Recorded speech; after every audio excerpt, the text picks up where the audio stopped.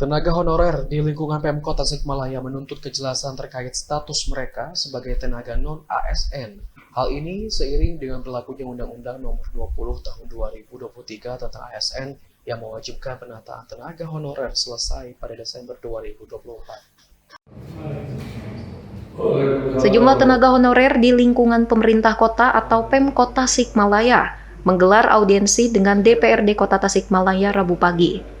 Mereka menuntut kejelasan terkait status mereka sebagai tenaga non-ASN, seiring dengan berlakunya Undang-Undang Nomor 20 Tahun 2023 tentang ASN yang mewajibkan penataan tenaga honorer selesai pada Desember 2024. Ketua Tenaga Honorer Kota Tasikmalaya Asep Setiawan mengatakan, audiensi dilakukan untuk menindaklanjuti aturan dalam pasal 66 yang menyebutkan pentingnya verifikasi, validasi, serta pengangkatan tenaga honorer.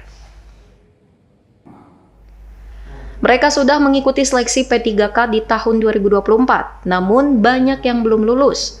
Mereka berharap ada kejelasan apakah tenaga honorer yang tidak lulus seleksi akan diangkat sebagai P3K paruh waktu sesuai aturan dari Kemenpan. Dalam audiensi ini, pihak tenaga honorer juga meminta penjelasan terkait skema Pemkot Tasikmalaya dalam menangani tenaga non-ASN. Namun, menurut Asep, BKPSDM belum memberikan kepastian karena aturan dari pusat masih belum diterbitkan. Harapan kami di audiensi ini bisa ada kejelasan terkait status kami di pemerintah Kota Tasikmalaya, selaku tenaga non-ASN, apakah diangkat sesuai dengan surat edaran dari Kemenpan bahwa yang tidak lulus tes P3K itu akan diangkat menjadi P3K paruh waktu. Nah, kami pun menanyakan terkait skema dari pemerintah Kota Tasikmalaya untuk penyelesaiannya akan seperti apa.